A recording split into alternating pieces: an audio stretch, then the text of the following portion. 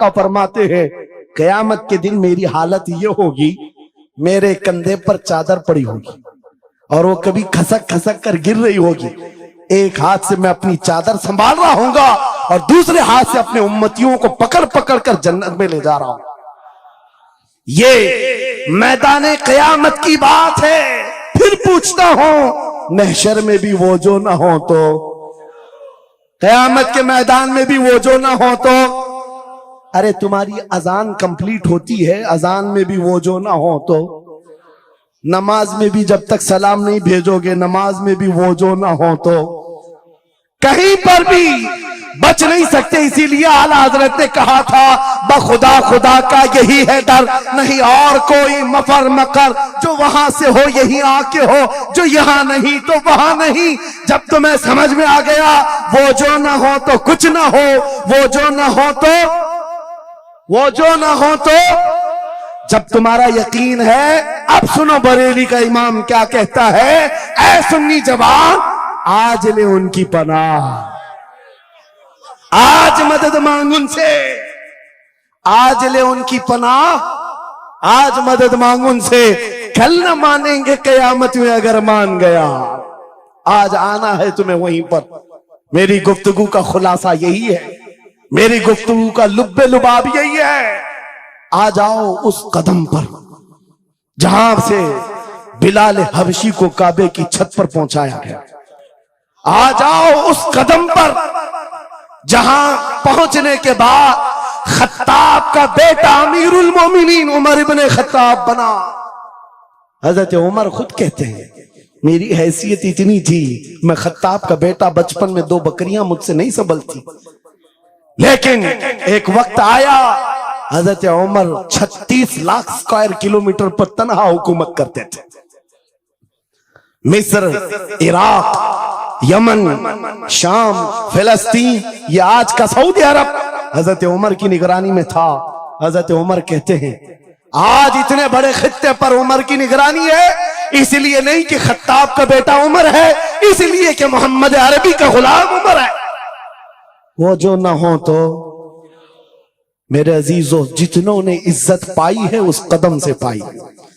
آپ کو جب یہ بات اچھی طرح معلوم ہو جائے، یہاں دیکھو آپ، یہاں چہرے بہت سارے، یہاں بہت سارے چہرے، اور اس میں بزرگ ترین چہرہ وہ سید رئیس اشرف صاحب کا ہے، لیکن پورا مجمع یہ ایک بات میرے ساتھ یقین کے ساتھ کہہ سکتا ہے، ان جوانوں سے کئی زیادہ حسین و جمیل یہ چہرہ ہے۔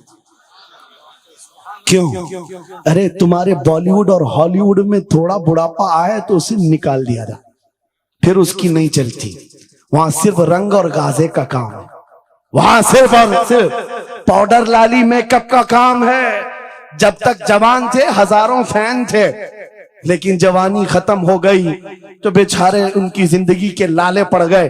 اور سیاست میں بھی یہی حال ہے، 40 سال نوکری کیا پارٹیوں کی، بعد میں پھر وہ منڈلی میں بٹھا دیا گیا، اب آپ بیٹھو دوسرے جوان آئیں گے، ان کی بھی زندگیاں ختم۔ لیکن ایک بات ہے، نبی پاک کا جو غلام ہوتا ہے وہ 80 سال کا بھی ہو جائے اس کے اندر نہ پرانا پن آتا ہے نہ بڑھاپا آتا ہے۔ سبحان اللہ۔ عزت ویسی ہی برقرار ہے، خوبصورتی ویسی ہی ہے، 80 سال کا ہو کہ 90 سال کا ہو۔ ارے 75 سال کی عمر میں ہم نے حضور تاج الشریعہ کو دیکھا ہے، اور جن آنکھوں نے انہیں دیکھا ہوگا وہ اس بات کی گواہی دیتے ہیں، 1 لاکھ خوبصورت جوانوں کو ایک طرف رکھو اور ایک طرف تاج الشریعہ، اور دیکھنے والے کی نگاہوں کو ٹٹول کر دیکھنا، وہ 1 لاکھ کی طرف نہیں، اس 75 سالہ اس عظیم حسن کو دیکھنے میں ماں ہوگا جو حسن پاؤڈر اور لالی کا نہیں ہے، عشق مصطفیٰ سے ملا ہوا۔ عزت رسول اللہ کے قدموں سے، ان کی وابستگی سے ہے، تو پھر چھوڑ کر یہ در بدر کیوں ٹھوکر کھاتے؟ کہاں یہ بالی ووڈ اور ہالی ووڈ کے چکر میں پڑ گئے؟ کہاں تم ٹک ٹاک پر مجرے کرنے لگ گئے؟ کہاں تم گانے میں اپنی زندگیاں برباد کر کے اپنے دل میں نفاق پیدا کرنے لگ گئے؟ ارے تاش کے پتے، جوے کے اڈے، شراب کی بوتلیں، یہ تمہاری شان نہیں، یہ تمہارے لیے زیب نہیں دیکھتا۔ اور ایک بات یاد رکھو، तुम जिन इलाकों में रहते हो बहुत सारे दूसरों को देखते हो, वो नाच रहे हैं तो हमको भी नाचना चाहिए, वो ऐसा कर रहे हैं तो हमको भी ऐसा करना चाहिए। शेरों को कुत्तों को कभी देखना नहीं चाहिए। जो शेर है वो अपनी बिरादरी को देखता रहे, कुत्ते को देखता रहेगा तो फिर अपना शेरपन भी भूल जाएगा। इसलिए याद रखो, तुम खैरे उम्मत हो, तुम्हारा लक़ब कुरान में आया है। तुम नचनियों को मत देखो, शराबियों को मत देखो, जुआरियों को मत देखो, वो गाने पे कैसे थिरकते हैं, वो कैसे नाचते हैं, ये तुम्हारा मतलब नहीं है। तुमको अगर देखना है, खालिद बिन वलीद को देखो, सलाहुद्दीन अय्यूबी को देखो, शिहाबुद्दीन गौरी को देखो, औरंगजेब को बार बार देखो, बार बार देखो। इसलिए कि उन अजीम हस्तियों को देखने वाला ये समझ में आ जाएगा उसे ये सारी इज्जतें जो है उन नौजवानों ने जो हासिल की, वो सलाहुद्दीन अय्यूबी हो कि खालिद इब्ने वलीद हो कि शिहाबुद्दीन गौरी हो कि औरंगजेब हो कि शहीद टीपू सुल्तान हो, ये सब की इज्जतें मुस्तफा के नाम से, हुजूर के नाम से हैं। आपको पता है खालिद बिन वलीद 125 जंगें लड़े, 125 में से एक भी शिकस्त नहीं खाई अपनी जिंदगी में। उनकी तलवार का वजन 35 किलो का है और ढाल का वजन 40 किलो का है, और उनके पूरे जिस्म में एक बालिश्त जगह भी बाकी नहीं जहां जख्म न लगा। जंगे मौता में एक ही जंग में 9 तलवारें टूटी, पीछे कदम कभी नहीं हटा। एक जंग में ऐसा हुआ था कि 2 काफिर सर पर आ गए थे और अमामा गिर गया था, गर्दन पर तलवार थी, कट जाती, तलवार की तरफ नहीं देखा, अमामा उठाने के लिए चल पड़े, उठा लिया, फिर सर पर रखा, उन काफिरों की तलवारें नीचे रह गई। हैरत में पूछा कि ये शहसवार है इस्लाम का, सिपह सालार है, और ऐसी बड़ी गलती छोटा सिपाही भी नहीं कर सकता। जब तलवार गर्दन पर हो तो ये टोपी और अमामा उठाएगा। सामने के पहलवानों ने पूछा, ऐसी बड़ी गलती हमने छोटे फौजी से भी नहीं देखा, तुम तो सिपह सालार हो, ऐसी गलती कैसे कर सकते हो? खालिद बिन वलीद का जवाब, यही मेरा मकसद है। फरमाया, तुम क्या समझते हो खालिद बिन वलीद अपने बाजुओं की ताकत से लड़ता है? हरगिज़ नहीं। इस अमामे में मेरे रसूल पाक के 3 मुँह मुबारक हैं। माशाअल्लाह, मेरा यकीन है जब तक ये सर पर होते हैं मुझे ताकत देते हैं। नारे तकबीर, नारे रिसालत, अज़मते सहाबा। अजीज़ान गिरामी वक़ार, बस आ जाओ इस नुक्ते पर, जिंदगी पूरी टटोल कर देखना, हर बड़े किरदार की तुम्हें एक ही उन्सुर नजर आएगा, जिसने नबी पाक पर जितना अपनी फिदाइयत का इजहार किया, मौला ने उसको उतना ही बुलंद किया, उतना बुलंद किया। अरे बीमारी के आलम में लकवा, फालिज, ये बहुत अजीब खतरनाक बीमारी, हाथ भी नहीं उठता, पैर भी नहीं उठता, इलाज भी नहीं होता, लेकिन ऐसी बीमारी में भी अस्कंदरिया की सरजमीन से शरफुद्दीन बूसीरी ने पुकारा था, मुहम्मदुन सय्यदुल कौनैन व थक़लैन वल फरीक़ैन मिन अरब व मिन अजमी, मौलाया सल्लि व सल्लिम दाइमन अबदा अला हबीबिका खैरिल खल्क़ि कुल्लिहिम। 170 अशार लिखकर अपने नबी की बारगाह में अपनी मोहब्बत का इजहार किया था। जानते हो, नबी आए भी और अपना हाथ फेर करके लकवा और फालिद से सही भी किया और चादर भी इनायत किया, लेकिन जिस वजह से मैं ये बात कर रहा हूं, आज पूरी दुनिया में घुमाओ, अफ्रीकी हो कि अमरीकी हो कि हिंदी हो कि पाकिस्तानी हो, लेकिन एक कसीदा सबको याद है, मौलाया सल्ली व सल्लिम दाइमन अबदा अला हबीबिका खैरिल खल्क़ि कुल्लिहिम। मैंने बहुत तहकीक करके देखा, शरफुद्दीन बूसीरी का ये कसीदा अक्सर को समझ में नहीं आता, लेकिन गुनगुनाता हर कोई है, पढ़ता हर कोई है। पता ये चला कमाल बूसीरी का नहीं है, जो नबी की अजमत बोलता है मौला उसे सलामत रखता है, सुभान अल्लाह, जिंदा रखता है। आला हजरत जिंदगी भर मेरे नबी का नाम लेते रहे, आज मजमू में उनका नारा है, हमारे मजमे उनके नारे के बगैर कंप्लीट भी नहीं होती। हम में से कौन देखा हुआ है आला हजरत? कोई नहीं देखा हुआ है, लेकिन हुजूर के इश्क की बुनियाद पर हर जगह ये चर्चा है। इसीलिए मेरे अजीजों, आओ खिराज अकीदत पेश करते हैं उस बारगाह मुस्तफा में और इस बात का अज़्म करके चलेंगे, ये तमाम इख्तिलाफात हटा दो, खत्म कर दो, एक चीज पर जमा हो जाते हैं, जो चीज रसूलुल्लाह ने सहाबा में डाली थी। हजरत बिलाल हबशी को सुना है? जानते हैं ना? हबशी थे, काले थे, चौड़े होंठ वाले, चौड़ी नाक वाले जो हबशी होते हैं उनको हबशी कहा जाता है। हजरत बिलाल हबशी थे और एक साहबी हजरत अबू जर, इन दोनों के दरमियान झगड़ा हो गया, छोटा सा झगड़ा। झगड़े के दरमियान हजरत अबू जर ने सिर्फ इतना कहा, या उम्मत सौदा, या इब्न उम्मत सौदा, ऐ काली मां के बेटे। हजरत बिलाल को इतना कहा, काली मां के बेटे। हजरत बिलाल को यह बात लग गई और दिल में ये बात रखा और हुजूर की बारगाह में आकर कहा, या रसूल अल्लाह, दिल दुखता है। कहा क्यों? अबू जर ने आज कहा, ऐ काली मां के बेटे। हुजूर जलाल में आए, मस्जिद में आए, मिंबर पर आए, कहा बुलाओ अबू जर। आए और हुजूर पाक सल्लल्लाहु अलैहि वसल्लम ने डायरेक्ट जो फरमाया, हदीस के अल्फाज हैं, अफीकल जाहिलिया, क्या अभी भी तुम्हारे अंदर जमाने जहालत की बुराइयां हैं? 3 बार कहा और उसके बाद हुजूर गजबनाक होकर जैसे ही अंदर गए, हजरत अबू जर तड़पने लग गए, बेकरारी। दौड़ करके आए, हजरत बिलाल का हाथ पकड़ा, कहां है बिलाल? हजरत बिलाल मिल गए तो हाथ पकड़ करके ले आए। मैं किस लिए कह रहा हूं, कान खोल के सुन, छोटी छोटी बातों पर मशाइख से उलझ जाते हो, बड़े बड़ों को आज बदतमीजी के साथ बात करते हो। साहबा में हुजूर ने जो मोहब्बत डाली थी किस बुनियाद पर?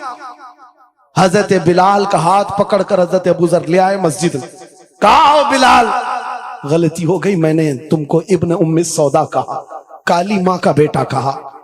हजरत बिलाल कहते वो बात हो गई, खत्म हो गई। कहा नहीं, खत्म नहीं हुई, मेरे नबी नाराज हैं, आका नाराज हैं।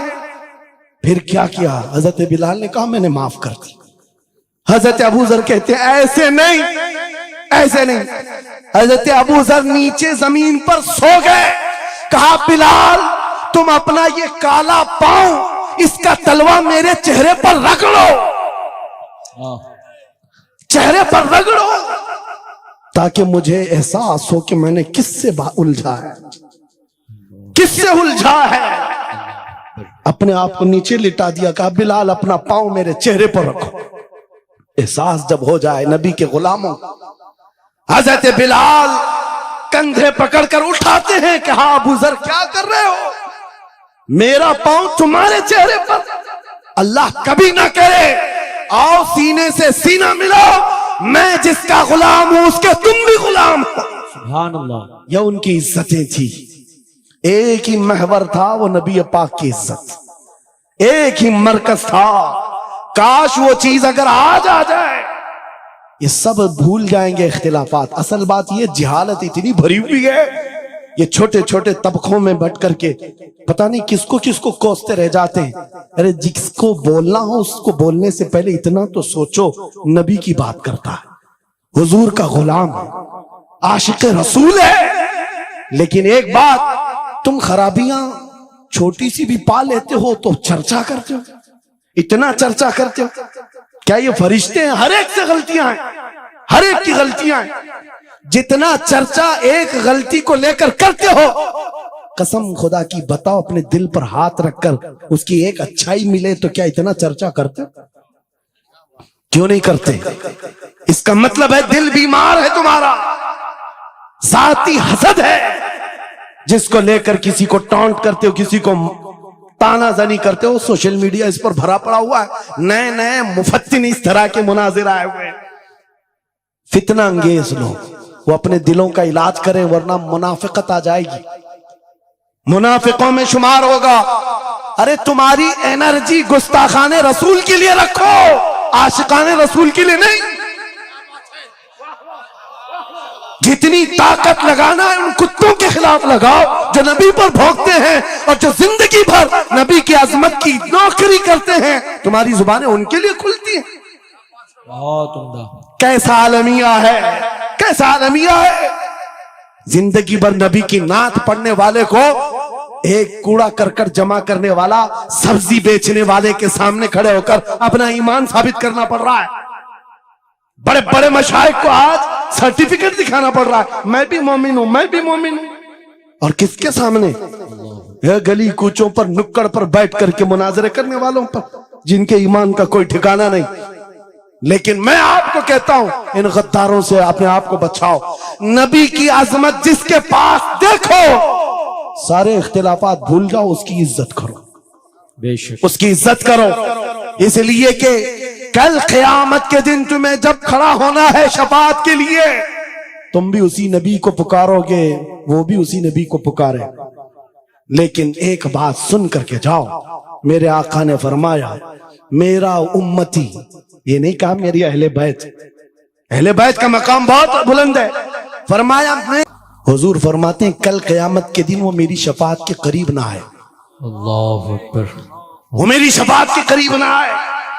नबी को कितना एहसास है तुम्हें जोड़ कर रखने का, तुम्हारे इत्तिहाद का।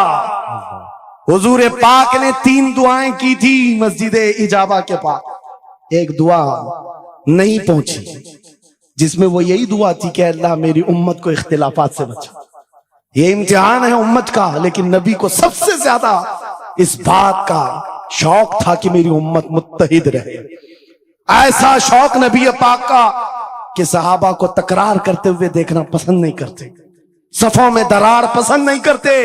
आपको पता है हुजूर उस वक्त तक रकात नहीं बांधते जब तक सफें पूरी दुरुस्त नहीं करते। ये इत्तिहाद ही की तो बात थी, दिल से दिल जोड़ना, कंधों से कंधा जोड़ना।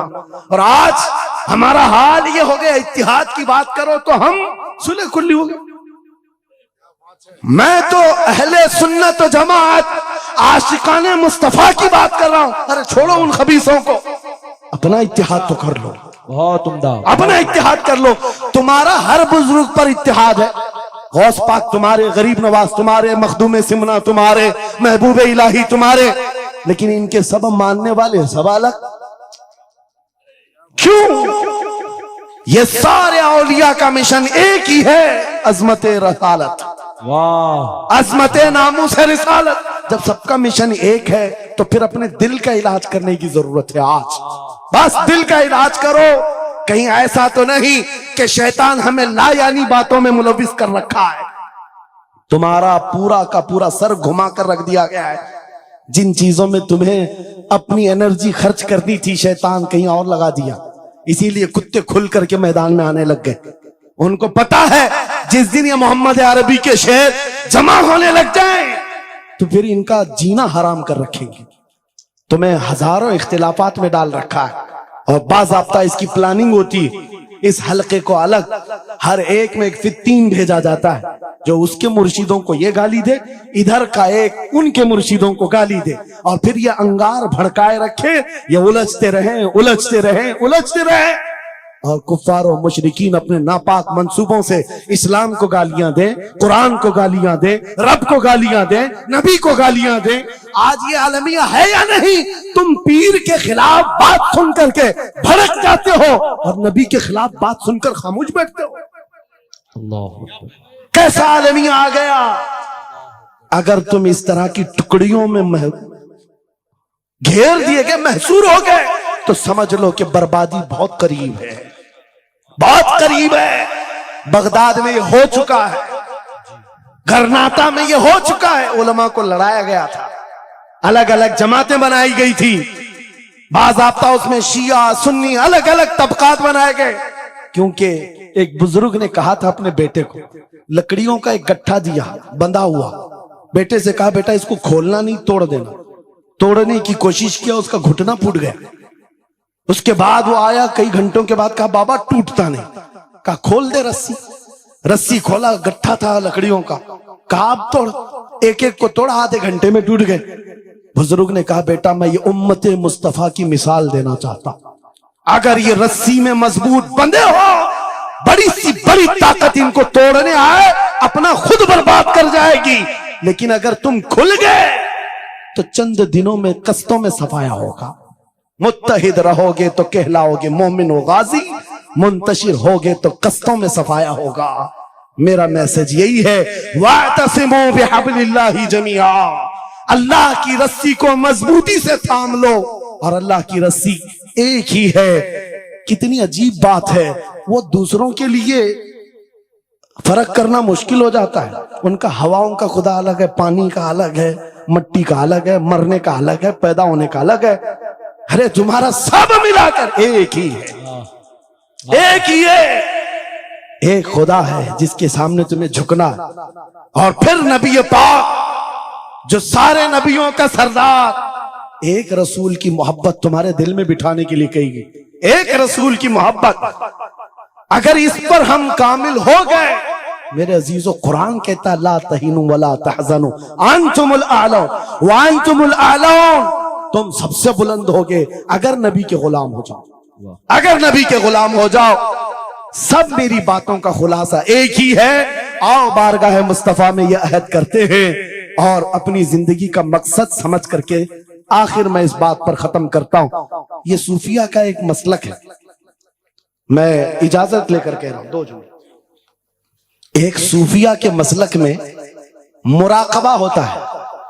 मुराकबा, मुहासबा, मुकाशफा, अलग अलग चीजें हैं। वो मंजिलें तय कराते हैं। औलिया इकराम के सामने जाओ, तस्बीहात अलग हैं, नमाजें अलग हैं, मुजाहिदे अलग हैं, लेकिन उसमें एक चीज है मुराकबा। मुराकबा किसको कहते हैं मैं आपको बताता हूं। गर्दन झुकाकर खामोश बैठ जाना, पढ़ना उड़ना कुछ नहीं, खामोश बैठना है, यह मुराकबा है। खामोश बैठना।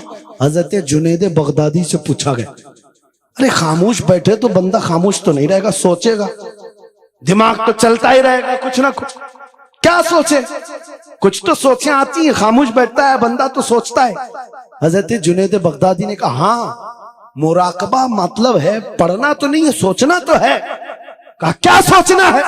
कहा बस एक ही बात बार बार सोचना, मैं क्यों पैदा किया गया, मैं क्यों बनाया गया, क्यों पैदा किया गया, बस इतना ही सोचना। इस मुराकबे पर हर वली अमल करता रहा। और बताऊं मैं आपको, जब किसी का मुराकबा मुकम्मल हो जाए, तुम भी करके देखना, आज के बाद जाओ बैठ करके 1 घंटा ना सही, आधा घंटा नहीं, 10 मिनट आंखें बंद करके सोचो, मुझे क्यों बनाया गया, मुझे क्यों पैदा किया गया, इस जगह क्यों रखा गया। और जब यह मुराकबा कंप्लीट होता है, एक मंजिल पर बंदा पहुंच जाता है, उसका ज़मीर जवाब देने लगता है कि तू क्यों पैदा हुआ था। उसका दिल खुद ही बोलेगा क्यों पैदा हुआ था। आओ मिसाल बताऊं जिसका मुराकबा कंप्लीट हुआ। एक मिसाल में मुर्शिद गिरामी हुजूर ताजुश शरिया की बात करता हूं। जब उनका मुराकबा मुकम्मल हुआ होगा, तब दिल जवाब दिया है, जिंदगी ये नहीं किसी के लिए, जिंदगी है नबी की, नबी के लिए। अरे ना समझ मरते हैं जिंदगी के लिए, जीना मरना है सब कुछ नबी के लिए। सुभान अल्लाह। मुराकबा कंप्लीट हो जाए, ये जवाब आता है, ये जवाब आता हमारी जिंदगी किसके लिए है, नबी के लिए है। और उनके दादा आला हजरत इमाम अहले सुन्नत फाजिल बरेलवी ये सोचते रहे, मैं क्यों बनाया गया, मैं क्यों बनाया गया। और जब दिल जवाब देने लगा तो अशार की जुबान में कह पड़े, दहन में जुबान तुम्हारे लिए, बदन में है जान तुम्हारे लिए, हम आए यहाँ तुम्हारे लिए, उठे भी वहां और सिर्फ हम ही नहीं हैं रसूल के लिए, जमीन और जमा तुम्हारे लिए, मकीन और मखा तुम्हारे लिए, चुनी न चुना और बने 2 जहां। जब सब नबी के लिए है तो आ जाओ, अर्ज करते हैं उस दरबार में, मैं मुजरिम हूँ आका मुझे साथ ले लो, कि रस्ते में है जा बजा थाने वाले, चमक तुझसे पाते हैं सब पाने वाले। मेरा दिल भी चमका दे, मेरा दिल भी चमका दे, मेरा दिल भी चमका दे, बरसता नहीं देख कर अब्र रहमत, हम बदों पर भी बरसा दे बरसाने वाले। ऐ सुन्नियो छोड़ दो इधर उधर आस लगाना, छोड़ दो इधर उधर गुहार लगाना, छोड़ दो इनसे उनसे मदद मांगना, इसलिए कि हमारा मरकज एक है, हमारा महवर एक है, जहां से सब कुछ मिलता है, इज्जत भी, दौलत भी, ताकत भी। अरे ये चीज है क्या दुनिया, लौह कलम तेरे हैं, अगर नबी का हो जाए आ जाओ। मैं खत्म कर रहा हूं इस बात पर, इस अकीदे के साथ कौन देता है देने को, मुंह चाहिए देने वाला है सच्चा। हमारा नबी लब्बैक या रसूल अल्लाह। नूर का आया है तारा। अरे हमारा मिजाज तो ये है, बरेली के इमाम ने हमें ये समझाया है, वही तो जोबन टपक रहा है, वही तो जोबन टपक रहा है, वही तो अब तक छलक रहा है। हम नहाने में जो गिरा था पानी, कटोरे तारों ने भर लिए थे। यानी ये सितारों की जो चमक है ना, तुम क्या समझते हो? साइंटिफिक एतबार से कहते हैं कि सूरज की रोशनी खींचकर रात को तारे चमकते हैं। हमने सवाल किया फिर सूरज किसकी रोशनी खींचता है? सूरज किसकी रोशनी खींचता है? वो रोशनी समझने के लिए बरेली के इमाम की जुबान में पढ़ना पड़ेगा। सूरज हो कि चांद हो, आला हज़रत फरमाते हैं कि उतार कर उनके रुख का सदका, उतार कर उनके रुख का सदका, वो बट रहा था नूर का बाड़ा। उछल उछल कर जबी, ये चांद और सूरज उछल उछल कर जबी की खैरात मांगते थे। मेराज की शब में चांद सूरज उछल उछल कर जबी की खैरात मांगते थे कि अल्लाह, ये तेरे हबीब का जो उतरन है, नहाने में जो गिरा है और पेशानी मुबारका से जो पानी टपका है, चांद कहता है वो मेरी झोली में दे दिया जाए, और सूरज कहता है मेरी झोली में दे दिया जाए। जो बात मैं अर्ज कर रहा हूं वो ये है कि कुरान में अल्लाह ने क्या फरमाया? बेशक अल्लाह की तरफ से तुम्हारे पास क्या आया? एक नूर आया और दूसरे रोशन किताब। जिसको हमने आज पढ़ा वो रोशन किताब। तरावी में जो पढ़ा वो कौन सी किताब है? रोशन किताब। रोशन ही है हकीकत में, जो पढ़ता है वो भी रोशन होता। रोशन किताब आई और एक नूर आया। दोनों का क्या कॉम्बिनेशन है? दोनों का क्या ताल्लुक है? अल्लाह की तरफ से एक नूर आया और एक रोशन किताब। यहां अगर ऐसा होता कि बेशक अल्लाह की तरफ से किताब आई और एक नूर आया, नहीं, अल्लाह की तरफ से एक नूर आया फिर रोशन किताब। पता ये चला लाइट सब बंद कर दें और किताब खोलें, क्या पढ़ पाओगे? पढ़ पाओगे? सारी लाइट मैं बंद करता हूं और तुम्हारे सामने किताब रखता हूं, पढ़ो, कुछ नहीं पढ़ पाओगे। इधर से उधर उंगलियां फेर सकते हो। पढ़ने के लिए रोशनी होना यह जरूरी है, बगैर रोशनी के किताब नहीं पढ़ी जा सकती। इसीलिए आयत में अल्लाह ने फरमाया बेशक अल्लाह की तरफ से पहले क्या आया? नूर आया, फिर क्या आई? रोशन किताब। अब इस रोशन किताब के लिए ये करंट वाली लाइट नहीं, नूरे मुस्तफा की रोशनी जरूरी है। जब नूरे मुस्तफा में पढ़ोगे तो इस किताब से हिदायत भी पाओगे। अल्हम्दुलिल्लाह, अहले सुन्नत व जमात के हिस्से में वो हिदायत आई कि हम इश्क मुस्तफा की जुबान में कुरान पढ़ते हैं। अल्हम्दुलिल्लाह, आज बहुत सारी बातें थी लेकिन एक आयत की तरफ मैं ले जाता हूं। कुछ लोगों को कुरान से ऐसी ऐसी चीजें निकालने की आदत है कि कहीं हुजूर की शान में कुछ कमी नजर आ जाए, कि हुजूर पाक सल्लल्लाहु अलैहि वसल्लम को ये नहीं था, वो नहीं था, उनको वही चीजें मिलती हैं। हालांकि कुरान का मफहूम वो नहीं है, समझ का इनके कसूर है। अरबी से नाबलद है, ना आशना है, कुछ भी अटकल पच्छू मार के तर्जुमे में गुमराह हो जाते हैं। लेकिन कुरान ने आदाब सिखाए। तवज्जो चाहता हूं, आज हमने एक आयत पढ़ी है सूरह बकरा में। अल्लाह ताला फरमाता है या अय्युहल्लज़ीना आमनू ला तक़ूलू राइना वक़ूलू उन्ज़ुरना वस्मऊ वलिल काफिरीन अज़ाबुन अलीम। ऐ ईमान वालो, राइना मत कहो, राइना मत कहो। क्या मतलब है इसका? थोड़ा सा अरबी में समझा दूं। होता यह था कि रसूल पाक सल्लल्लाहु अलैहि वसल्लम जब मजलिस में सहाबा को दर्स देते, कोई बात अगर किसी सहाबी को समझ में ना आती तो वो यूं कहते राइना या रसूल अल्लाह। आप कहते ना पार्डन मी, पार्डन मी। एक टीचर को कहा जाता है कि दोबारा इरशाद, दोबारा इरशाद। क्यों? कि आप दोबारा बयान फरमाएं ताकि मैं और समझ सकूं। तो सहाबा क्या कहते थे? राइना या रसूल अल्लाह, ऐ अल्लाह, ऐ रसूल अल्लाह, हमारी रियायत कर दीजिए थोड़ी सी, यानी हम जल्द नहीं समझ पाए, और एक बार बयान कर दीजिए। लेकिन उसी जमाने में राइना सहाबा किस नियत से कहते थे? ऐ अल्लाह के रसूल हमारी रियायत कीजिए। उसी जमाने में यहूदियों की जुबान में राइना का तर्जुमा गलत था। راعینا کا مطلب ہوتا تھا ہمارا چرواہا، ہمارا چرواہا. تو ہوتا یہ تھا کہ صحابہ کہتے تھے راعینا یا رسول اللہ، ہماری رعایت کر دیجئے اللہ کے رسول. یہودی جو سنتے تھے تو مذاق اڑاتے تھے. دیکھو مسلمانوں کو اپنے ہی نبی کو اپنا چرواہا کہتے ہیں، اپنے ہی نبی کو اپنا چرواہا کہتے ہیں، اور ٹھٹا مار کر کے ہنستے تھے، مذاق اڑاتے تھے. لیکن مجھے بتاؤ میرے عزیزو، کسی صحابی کے دل میں یہ نیت تھی؟ ان کے خواب و خیال میں بھی یہ گمان نہیں کہ ہم حضور کے بارے میں ایسا سوچیں، لیکن وہ اپنی زبان میں کہہ رہے تھے. لیکن دیکھیں قانون خداوندی کو اللہ نے اس لفظ کو بھی منع کر دیا جس کا معنی کسی بھی زبان میں الگ آ سکتا ہو. وہ جملہ میرے نبی کی شان میں بولا ہی نہ جائے، بولا ہی نہ جائے. اور عام لوگوں کو نہیں، امت میں اگر سب سے اچھے لوگ کوئی تھے تو رسول کے صحابہ تھے. ان کو اللہ نے تنبیہ کرتے ہوئے فرمایا اے ایمان والو، آج کے بعد سے راعینا نہ کہو. جب اگر دوبارہ کہنے کی بات آئے حضور کی بارگاہ میں تو کیا کہو؟ اللہ نے وہ بھی سکھایا. کہو وقول انظرنا، یوں کہو نظر کرم فرمائی. اللہ نظر کرم فرمائیے. ایسا لفظ استعمال کرو نبی کی بارگاہ میں جس کا کوئی بھی کوڑھی دوسرا ترجمہ کر بھی نہ سکے. کوئی بھی دل کے کوڑ والا مریض جو گستاخ ہے، بغض رکھتا ہے، عداوت رکھتا ہے، وہ ایسا تصور بھی نہ لا سکے.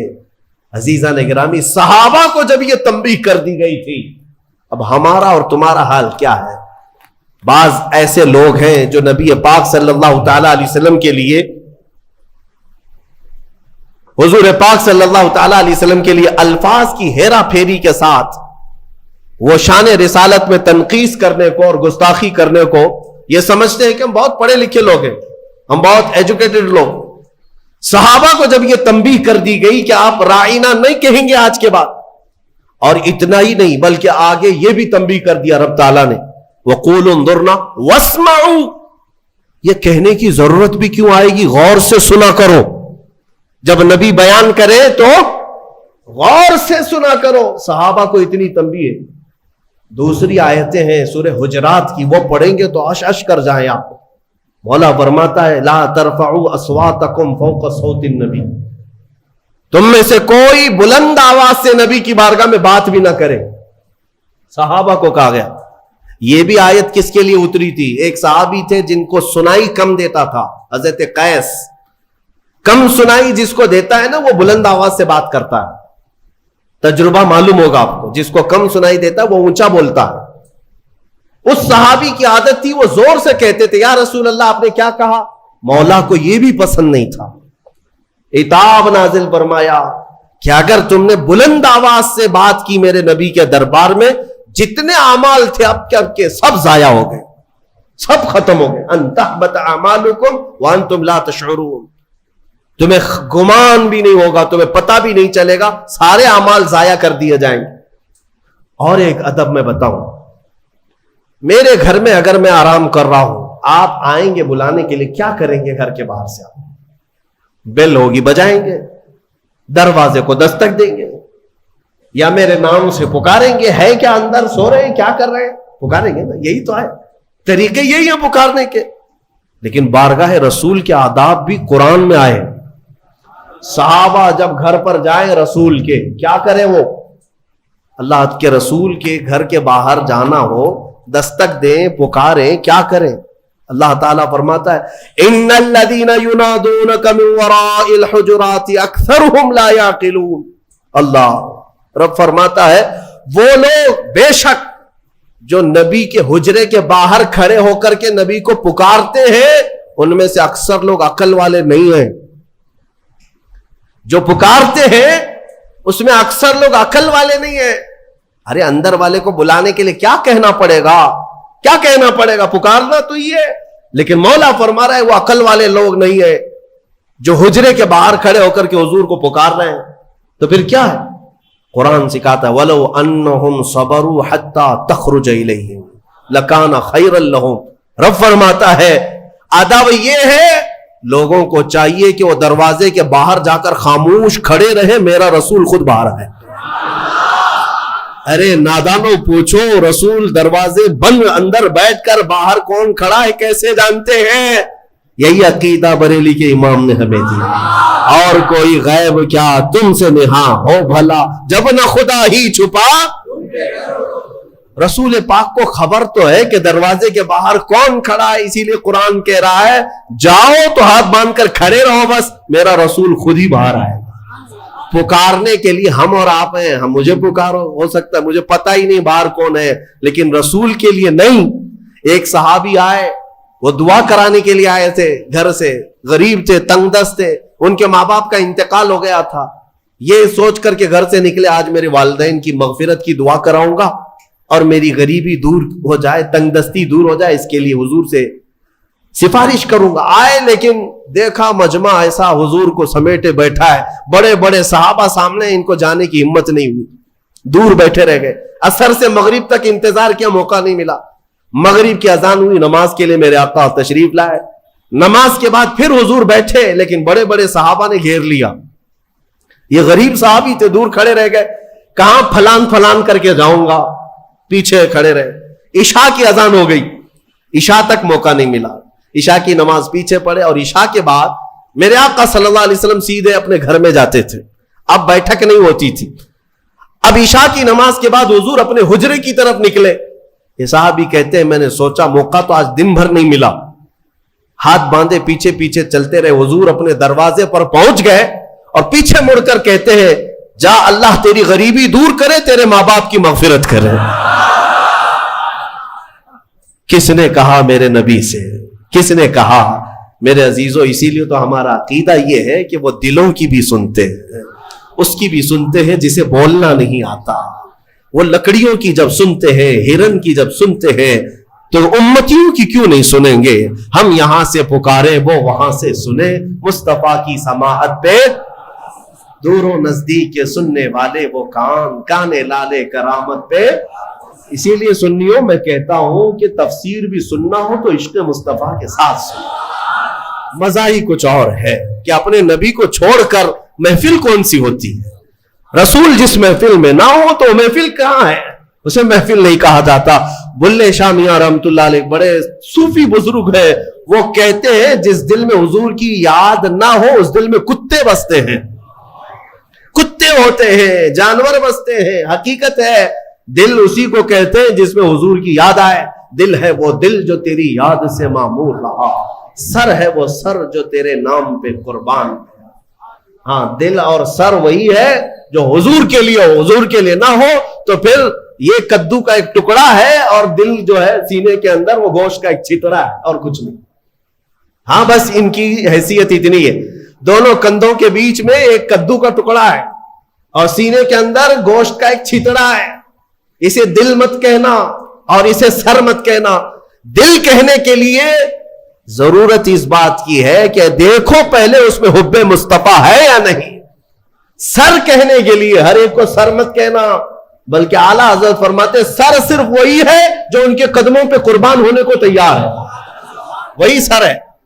بہرحال آج کی اس تفسیر میں ہم نے بارگاہ رسول کا ادب پڑھا، اسی لیے ہے میرے عزیزوں حضور پاک صلی اللہ تعالی علیہ وسلم کو چھوڑ کر دنیا کا کوئی علم نہیں ہے، کوئی علم نہیں۔ واللہ اعلیٰ حضرت فرماتے ہیں ذکر خدا بھی جو ہے اللہ کا ذکر کرنے کے لیے جب بھی کھڑے ہوں گے اگر اس میں مصطفیٰ کا ذکر نہیں آیا تو اسے ذکر خدا کہا ہی نہیں جائے گا، ذکر خدا ہے ہی نہیں ہو۔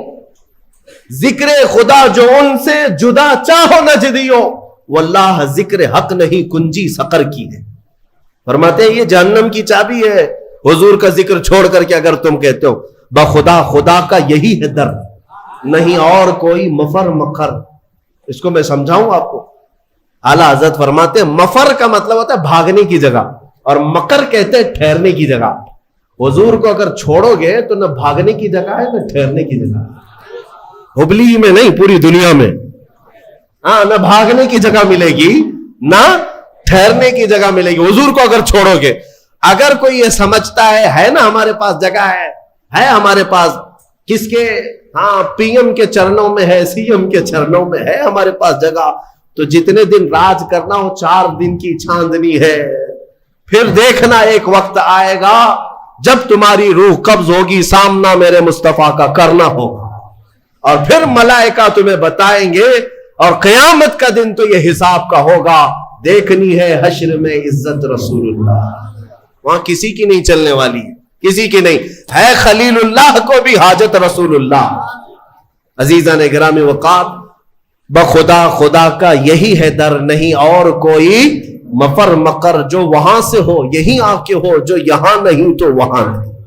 تفسیر قرآن کے لیے بھی حضور پاک صلی اللہ تعالی علیہ وسلم کی محبت شرط ہے, شرط ہے. حضور کو چھوڑ کر ایک ابھی سوشل میڈیا میں گمراہی پھیلانے والے کئی ایسے موسمی کیڑے آتے رہتے ہیں, اور آج مجھے جوانوں کو بتانا اس لیے بھی ضروری ہے کہ یہ اپنا آدھا دین جو ہے سوشل میڈیا پر ہی سمجھ بیٹھے ہیں.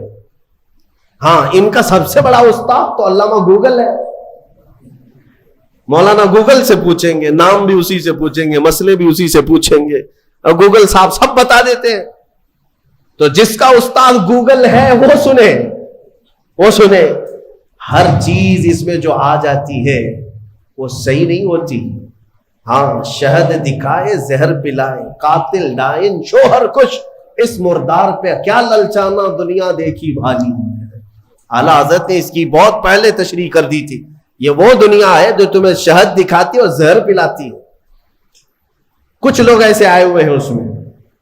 ایک شخص آیا, وہ کہتا ہے کہ صرف قرآن, اس میں کسی حدیث کی ضرورت نہیں, حدیث لینا ہی نہیں ہے, نہ بخاری نہ مسلم نہ ترمذی نہ ابو داؤد نہ نسائی نہ ابن ماجہ نہ مشکات, کوئی حدیث نہیں چاہیے, قرآن ہی چاہیے, صرف قرآن. قرآن سے ہمیں یہ خبر ملی, کچھ نوجوان اس میں بہکتے چلے گئے. ہاں قرآن ہی تو سب کچھ ہے اس کے اندر. جب اللہ نے فرمایا سارا بیان ہم نے قرآن میں اتار دیا ہے, کوئی خشکی تری چھوڑا ہی نہیں, سب کچھ قرآن میں ہے, تو پھر حدیث کی کیا ضرورت؟ وہ شک ڈالتے ہیں. ارے ظالم, تو یہ تو بتا یہ قرآن اترا کس پہ, یہ قرآن کہاں سے آیا, کون بتایا یہ آیت ایسی ہے؟ حضور کو چھوڑے گا تو ایک آیت بھی تجھے نہیں ملے گی. قرآن کس نے سنایا؟ ارے حضور پر وہی اترتی تھی, حضور سنائے صحابہ کو تو قرآن لکھا گیا. اگر حضور بیان نہ کرتے تو کیا قرآن آتا؟ آج نبی پاک کو چھوڑ کر کچھ لوگ یہ کہتے ہیں کہ کسی حدیث کی ضرورت نہیں, صرف قرآن, صرف قرآن. اے میرے عزیزوں, اس طرح کی گمراہیوں سے اپنے آپ کو بچا لو. میں حدیث میں یہ بھی بتا دوں, حضور پاک صلی اللہ علیہ وسلم نے یہ بھی بشارت 1400 سال پہلے دی. فرمایا ایک زمانہ تم پر آئے گا, ایک شخص آئے گا جو تکیے پر ٹیک لگا کر بیٹھا رہے گا, اور پھر لوگوں سے کہے گا کہ صرف قرآن ہی کافی ہے, کسی حدیث کی ضرورت نہیں. حضور نے 1400 سال پہلے بتایا, 1400 سال پہلے حضور نے آگاہ فرمایا کہ ایسی گمراہ لوگوں سے. اور حضور نے یہ بھی فرمایا یہ وہ لوگ ہیں جن کے لیے قرآن حلق سے نہیں اترتا, انہیں قرآن کی سمجھ نہیں ہے, لیکن وہ قرآن کے ذریعے پوری دنیا کو گمراہ کرنے کی کوشش کرتے. اے میرے عزیزوں, قرآن کو صرف گوگل سے نہیں, صرف فیس بک سے نہیں, بلکہ علماء صالحین باعمل عاشقان مصطفیٰ سے پڑھا کرو, تو پھر تمہیں ہر آیت کا مفہوم بھی سمجھ میں آ جائے, ورنہ ادھر کا ادھر مارتے رہ جاؤ گے. میں آپ کو بتاؤں ایک مثال. اللہ نے اپنے رسول سے فرمایا وَوَجَدَكَ ضَالًّا فَهَدَى, سورہ والضحیٰ میں اللہ نے فرمایا وَوَجَدَكَ ضَالًّا فَهَدَى. ضال کا مطلب عربی میں گمراہ, بھٹکا ہوا ہے. ایک معنی یہ ہے, ایک خصوصیت ہے عربی کی, ایک ورڈ کے کئی معنی آتے ہیں, کئی معنی آتے ہیں, عربی کی خصوصیت ہے. کچھ الفاظ تو ایسے ہیں جن میں ایک ورڈ ہے 70 معنی ہیں, الگ الگ معنی نکلتے ہیں. یا عقل والا دیکھ کر کے ترجمہ کرے گا یہاں کیا مراد ہے. فار ایگزامپل العین, یہ عربی کا ایک ورڈ ہے جو آنکھ کو بھی کہتے ہیں, گھٹنے کو بھی عین کہتے ہیں, سورج کو بھی عین کہتے ہیں, پانی سے جو چشمہ نکلتا ہے نا سوتا, اسے بھی عین کہتے ہیں. اور پوری ذات کو بھی عین کہتے ہیں. کتنے معنی ہو گئے؟ سب ڈیفرنٹ ہیں. آنکھ کو بھی عین، گھٹنے کو بھی عین، سورج کو بھی عین، پانی کے چشمے کو بھی عین، ذات انسان کو بھی عین. تو اب اگر کہیں یہ کہہ دے کسی نے یہ کہہ دیا کہ میری عین سے پانی آ رہا تھا، تو ترجمہ کرنے والا ہے کہ ہاں مولانا کے گھٹنے سے پانی آ رہا تھا. ہاں، یا ترجمہ یہ کرو شاید مولانا کے سورج سے پانی آ رہا تھا. ارے میاں یہاں سورج کہاں سے آ گیا؟ ہاں، عقل والا اتنا تو ترجمہ کرے گا. اگر یہ کہہ رہے میری عین سے پانی آ رہا تھا تو شاید ان کی آنکھ سے پانی آ رہا. سمجھ میں آیا؟ ہاں، اتنی تو سمجھ ماشاءاللہ ہمارا مجمع رکھتا ہے. اگر میں ایک جملہ کہہ دوں تو ترجمہ آپ خود ہی کر لیں گے. مثال کے طور پر اگر میں یہ کہہ دوں عربی میں کہ آج عین 6:30 بجے نکل گیا، تو آپ ترجمہ کیا کریں گے؟ مولانا کا گھٹنا 6:30 بجے نکل گیا. یہ کریں گے؟ آپ کیا کریں گے؟ سچ بتاؤ. سورج. الحمدللہ، یہ عقل ہے، یہ اتنی سمجھ ہے کہ سورج آج 6:30 بجے نکل گیا، یہ مطلب ہے. لیکن آؤ، جس کی مت ماری جاتی ہے، جس کے اندر عشق مصطفیٰ نہ ہو، کوڑ ہو، وہ ایسے ہی ترجمے کرتا ہے. ضال کا مطلب ہوتا ہے راستہ چھوڑا ہوا، بھٹکا ہوا. لیکن کچھ اچھے معنی بھی آتے ہیں اس کے، کچھ اچھے معنی بھی آتے ہیں. لیکن اچھے مکھی کو کہاں نظر آتے ہیں؟ وہ جسم میں جہاں زخم ہوگا وہیں بیٹھے گی نا. زخم جہاں دیکھتی وہاں بیٹھے گی، کیونکہ مکھی کو پیپ پینے کا شوق ہے، خون پینے کا شوق. اچھی جگہ نہیں بیٹھتی. بہرحال، بلا تشبیہ و بلا تمثیل، حضور پاک صلی اللہ علیہ وسلم کو جب اللہ نے فرمایا وَوَجَدَكَ ضَالًّا فَهَدَىٰ، اے محبوب ہم نے آپ کو ضال پایا. تو کچھ لوگوں نے یہاں یہ تیر مار دیا، اے رسول ہم نے آپ کو بھٹکا ہوا پایا تو اب ہدایت دے دیا، آپ کو گمراہ پایا تو ہدایت دے دیا. ظالموں، اگر رسول ہی گمراہ ہے تو پھر امت کو کیا ہدایت دے؟ وہ خود بھٹکے ہوئے اگر تھے تمہارے ترجمے کے حساب سے. بے عشق مصطفیٰ جب اس طرح کی تک بندیاں کرو گے، تیر مارو گے تو یہی ہوگا. ان سے جا کر پکڑ کر کوئی پوچھے کہ رسول گمراہ کب تھے کہ اللہ نے انہیں ہدایت دیا. اگر وہ بھٹکے ہوئے تھے، گمراہ تھے، اور اللہ نے ان کو ہدایت دیا، تو ہمارا عقیدہ ہی ختم ہو گیا کہ رسول معصوم ہوتے ہیں. عقیدہ ہی ختم ہو جائے.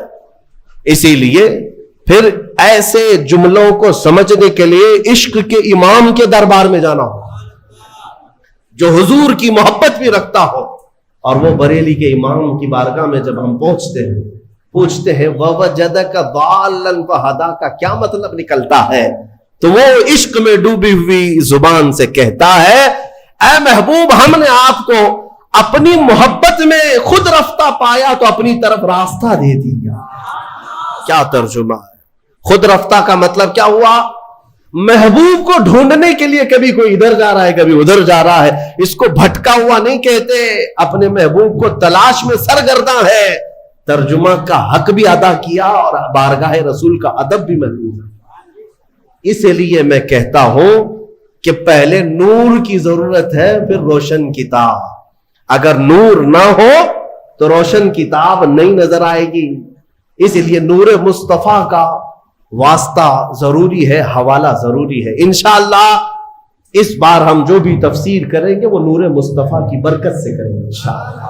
اور ہم کوشش یہ کریں گے کہ کوئی تفسیر ہماری ذکر مصطفیٰ سے خالی نہ ہونے پائے. کوئی تفسیر ہماری، کوئی مجلس اور کوئی محفل ہماری ذکر مصطفیٰ سے خالی نہ ہونے پائے. اس لیے کہ ہمیں جو کچھ بھی ملا ہے یا رسول اللہ وہ تمہاری بدولت ملا ہے. اور اگر ہماری زبانیں تمہارا ذکر نہ کرے تو پھر یہ زبان کس کام کی ہے؟ دہن میں زبان تمہارے لیے، بدن میں ہے جان تمہارے لیے. یا رسول اللہ ہم آئے یہاں تمہارے لیے، اٹھے بھی وہاں. جب ہم انہی کے لیے آئے ہیں تو پھر کیوں نہ ان کا ذکر کریں. ہم مسلمان ساتھ میں اللہ تعالیٰ کا یہ شکر بجا لاتے ہیں کہ مولا تو نے اپنے حبیب کے چاہنے والوں کی جماعت میں ہمیں بنایا ہے، ہمیں اس جماعت میں رکھا جو صبح اٹھتی ہے تو مصطفیٰ جان رحمت پہ لاکھوں سلام کہتی ہے، اور اپنا سلام نمازوں کا پھیرتی بھی ہے تو کھڑے ہو کر یا نبی سلام علیکہ کہتی ہے۔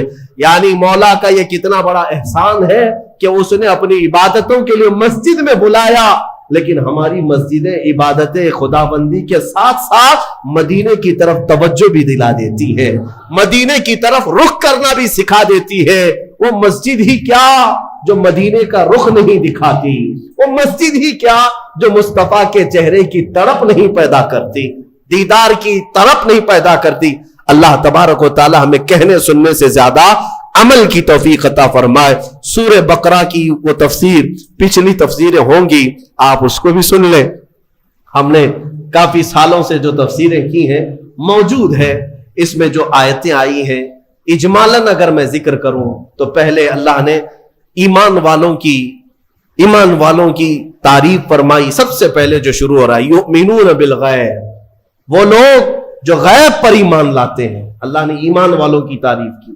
اس کے بعد کافروں کی مذمت کی کہ کچھ کافر ایسے ہیں جن کے دلوں پر اللہ نے مہر لگا دی، انہیں کچھ اب سمجھ میں نہیں آئے گا۔ ختم اللہ علی قلوبہم وعلی سمعہم وعلی ابصارہم غشاوہ، ان کے دلوں پر مہر لگا دی گئی، ان کی آنکھوں پر پردہ پڑا ہے، ان کے کانوں کو کچھ نہیں سنائی دے گا۔ کیا؟ حق بات نہیں نظر آئے گی، حق بات نہیں سنائی دے گی، حق بات سمجھنے کی طاقت نہیں ہوگی۔ آج بہت سارے ایسے ہیں جو اسلام کی حقانیت کو آنکھوں کے سامنے دیکھ رہے ہیں، مگر یہ ابو جہل کی اولاد ماننے کو تیار نہیں مانے گی۔ ہاں، ان کے دلوں پر اللہ نے مہر لگا رکھی ہے، یہ دشمنی میں اس قدر آگے بڑھیں گے، ان کو نماز سے چڑ ہے، اذان سے چڑ ہے، قرآن سے چڑ ہے، برقعے سے چڑ ہے، ٹوپی سے چڑ ہے، داڑھی سے چڑ ہے۔ کیوں چڑ ہے؟ دل پر جو مہر لگی ہوئی ہے، دل پر جو مہر لگی ہوئی ہے۔ ان کا کام کیا ہے؟ ان کو کیا کرو گے آپ؟ بعض لوگ ابھی یہ سوچتے ہیں، ہمیں بھی کہتے ہیں کہ مولانا ہو سکتا ہے کچھ تقریروں سے وہ پلٹ جائیں، جن کو اللہ نے مہر لگا کے رکھا، ہم کیا پلٹیں اس؟ اللہ نے اپنے رسول سے کہا انک لا تسمع الموتى، اے رسول ان مردوں کو آپ سنا نہیں سکیں گے۔ ان کو اللہ نے مردہ فرمایا۔ جو دشمنی میں جل رہا ہے اسے چھوڑ دیں، اسے چھوڑ دیں، ان قریب اللہ کی پکڑ میں وہ گرفتار ہوگا۔ ہاں، اگر انجانے میں کوئی بھٹکا ہوا ہے تو اس کو ہدایت دینے کے لیے کوشش ضرور کرنی چاہیے۔ تو جن کے دلوں پر مہر لگا ہے ان کا کوئی سروکار نہیں، نہ قرآن سے، نہ حدیث سے، نہ ہماری تقریروں سے، نہ نماز سے۔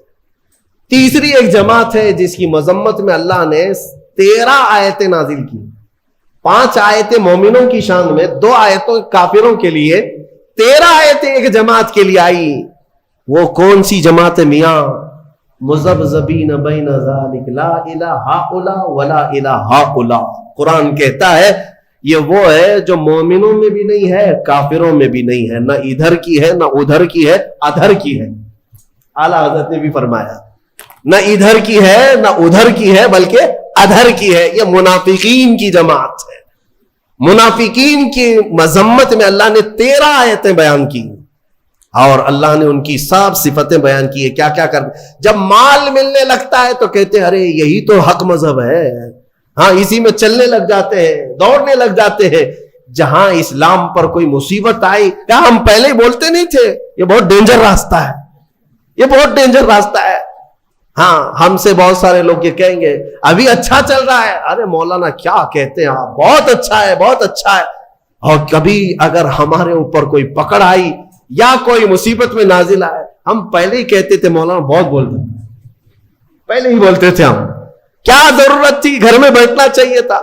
مدینے کے کچھ منافقین جنگ احد کے بارے میں بھی ایسی کہنے لگے، جب مسلمانوں کو شکست ہوئی جنگ احد میں تو واویلا مچائے، ہم پہلے ہی بولتے تھے نہیں جانا چاہیے تھا، ارے اپنے پاس اتنا ہتھیار نہیں، کچھ نہیں ہے، کیا ضرورت تھی جانے کی۔ یہ منافقین کی جماعت، ان کی اللہ نے صفات بھی قرآن میں بیان کر دی۔ اور میں کہتا ہوں میرے عزیز، میں نے اپنی ایک تفسیر میں کہا بھی تھا، یہ چوہے ہیں، چوہے اپنی جماعت میں، یہ چھپے ہوئے چوہے، یہ غدار لوگ جو ہوتے ہیں یہ کرتے کیا ہیں؟ سیم چوہا گھر میں جو رہتا ہے تو چھوٹا ہوتا ہے لیکن بڑی بڑی تار کاٹ دیتا ہے، کبھی کرنٹ کی تار کاٹ دیا, کبھی گیس کی پائپ لائن کٹ کر دیا. کرنٹ کی تار کھا جاتا ہے تو بجلی سپلائی بند, لائٹ بھی نہیں چل رہی, کچھ بھی نہیں ہو رہا. اور گیس کی پائپ کھا جاتا ہے کبھی تو گیس لیک ہو جائے, گھر بھی جل سکتا ہے تو چوہا چھوٹا لیکن تار کاٹ دیتا ہے, تار کاٹ دیتا ہے. منافق یہی ہے, گھر کے اندر رہتا ہے, مین تار کاٹتا ہے کہ مدینے سے بجلی سپلائی آ ہی نہ سکے, مدینے سے کوئی تمہارا پاور پہنچ ہی نہ سکے, تار کاٹ دو. مومنوں کو اسلام سے جڑی ہوئی جو شناختیں ہیں یہ کاٹ دیتا ہے. اور منافقین سے بچنے کے لیے کرنا کیا چاہیے؟ کیا کرو گے, کیسے پہچانو گے ان کو؟ جماعت کے اندر جو موجود ہوتے ہیں غدار منافقین, جو اپنی قوم کو بیچ آتے ہیں, ان کی داڑھی ٹوپی سفید جبے کبے پہ مت جانا, ہاں یہ کوئی علامت نہیں, یہ ایمان والوں کی. منافقین جو دین کو بیچ آتے ہیں ان سے بچنے کے لیے سیم وہی تھیوری ہے. گھر میں چوہے کو بھگانے کے لیے کیا کرتے؟ دوا نہیں میاں, دوا مارنے, سب دوا نہیں ہوتے, دوا زہریلی ہوتی ہے, آپ کو بھی اثر کر جائے گی. سمپل سی بات ہے, بلی پال لو. کیا کرتے ہیں؟ بلی پالتے ہیں. اور بلی کیا ہے, سارے چوہوں کو پکڑ لے گی کیا؟ نہیں پکڑے گی. میاؤں میاؤں کہتی ہے تو چوہے بھاگ جاتے. بلی کی آواز سے چوہے نہیں آتے. ہمارے بزرگوں نے فرمایا اسی طرح یہ چھپے ہوئے غدار اور منافقین جو چوہے ہیں تمہاری جماعت کو کاٹتے ہیں, ان سے ان کو دور بھگانے کے لیے علماء صالحین اور عاشقین کو اپنی جماعت میں رکھا کرو. ہاں, محلے میں, ہر آبادی میں وہ عالم برحق ہونا چاہیے جو رسول پاک کا عشق رکھتا ہے. وہ میاؤں میاؤں کرتا رہے گا, یہ چوہے بھاگتے رہے. ہاں, ان سے تمہاری حفاظت ہوگی. عزیزان گرامی, منافقین کی مذمت میں اللہ نے 13 آیتیں بیان کی. اس کے بعد اس بارے میں آدم علیہ السلام کی تخلیق کا ذکر ہے, موسیٰ علیہ السلام کی امت کا ذکر ہے, اور سورہ بقرہ جس وجہ سے یہ ہوئی ہے نام اس کا, وہ پورا واقعہ موجود ہے. بنی اسرائیل میں ایک گائے کو ذبح کیا گیا تھا. اب ظاہر سی بات ہے, گائے کے ذبح کی تفسیر بیان کروں گا تو کچھ لوگوں کو لگے گا ہاں کہ یہاں پر بھی آتنک والی زبان استعمال کی جا رہی ہے. ارے اس پر تو بینڈ ہے. بنی اسرائیل میں بینڈ نہیں تھا, بنی اسرائیل کی بات کر رہا ہوں. مولانا ابھی اگر یہ گائے کے ذبح کی بات کر رہے ہیں تو آپ کو معلوم ہونا چاہیے یہ پچھلے 2 سال کی پہلے کی بات ہے, مجھے خواب و خیال میں بھی نہیں تھا. سورہ بقرہ کی ہم تفسیر کر رہے ہیں, کوئی صاحب کہہ رہے ہیں گائے پر تو بند ہے نا. ارے میاں, بنی اسرائیل میں بند نہیں تھا, وہ 4000 سال پہلے کی جماعت ہے, ان کے زمانے میں. اور وہ بھی کھانے کے لیے نہیں, وہ تو حضرت موسیٰ علیہ السلام کا ایک معجزہ ظاہر کرنا تھا. ایک آدمی قتل ہو گیا تھا, مرڈر ہو گیا تھا, اس کو کس نے مارا یہ معلوم کرنا تھا. تو اللہ تعالیٰ کی حکمت ہے, اللہ نے اس قوم کو حکم دیا موسیٰ علیہ السلام کی زبان کے ذریعے سے, جاؤ ایک گائے ذبح کرو.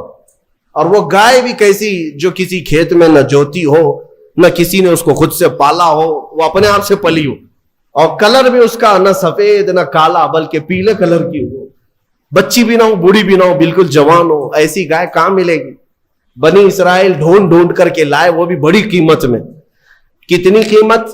گائے کے وزن کے برابر سونا اور چاندی دے کر ایسی گائے لے کے آئے. یہ تفصیلی واقعہ ہے. اس گائے کو ذبح کر کے اس کی دم لے کر وہ مرے ہوئے آدمی کو مارا گیا, وہ زندہ ہو گیا, اور اس نے بتایا مجھے کس نے قتل کیا, میرے چچیرے بھائی نے مجھے مارا مال کی لالچ میں. اور وہ زندہ ہوا, بتایا اپنے قاتل کو, اور پھر مر گیا. بس اتنا کام تھا. یہ جو پورا واقعہ ہوا ہے اسی کا ذکر اس پارے میں آیا, جس کی وجہ سے اس سورے کا نام سورہ بقرہ رکھا گیا ہے. سورہ بقرہ, بکرا نہیں, بکرا جو ہے یہ مینڈے دمبے کو کہتے ہیں, بقرہ ہے, بکرا گائے کو کہتے ہیں. اللہ تبارک و تعالیٰ اس سورے کی برکتیں ہم سب کو عطا فرمائے. قرآن کو صحیح سمجھ کر پڑھنے کی توفیق عطا فرمائے. تلاوت کے آداب, تفسیر کے آداب ملحوظ رکھنے کی ہمیں توفیق عطا فرمائے. مولا اس رمضان کو ہم سب کے لیے برکتوں اور رحمتوں والا بنا دے, ہماری بخشش اور مغفرت کا سبب بنا دے. وآخر دعوانا ان الحمدللہ رب العالمین.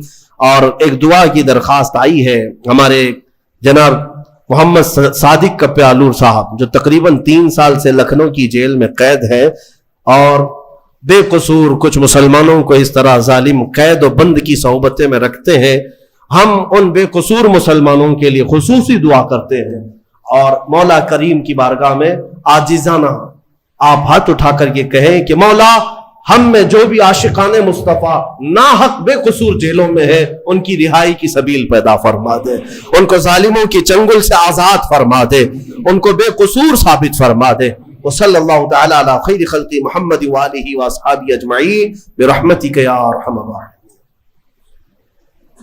कि वो दिनों में हफ्ता भर काम करता है और सैटरडे को छुट्टी करता है, यौम सब्त।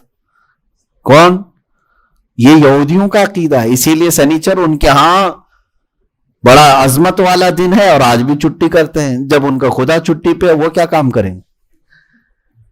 उनके खुदा की बात कर रहा हूं मैं, हमारे रब की बात तो है ला ताखुदुहु सिनतुन वला नौम, ना उसे ऊंघ आती है ना नींद आती है।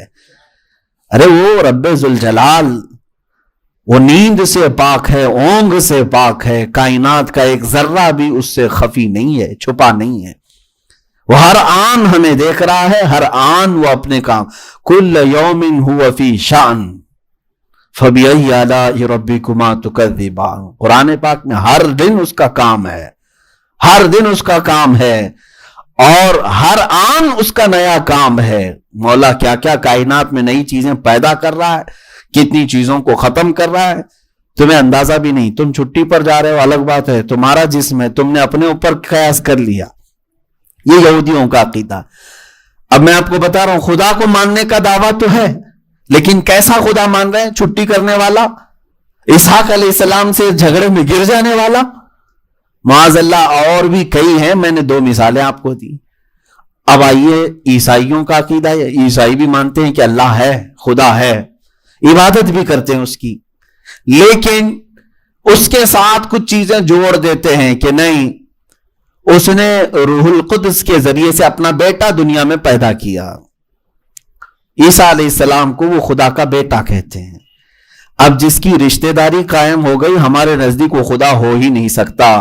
अल्लाहु समद लम यलिद वलम यूलद, हमारा बुनियादी अकीदा है। अल्लाह बेनियाज है, उससे कोई पैदा नहीं हुआ और ना वो किसी से पैदा हुआ है।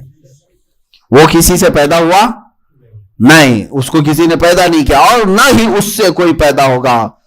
वो रिश्ते नाते, बीवी, बाप, बहन, बेटा, बेटी, इस तरह के रिश्तों से पाक है। ईसाई खुदा तो मान रहे हैं, लेकिन कैसे?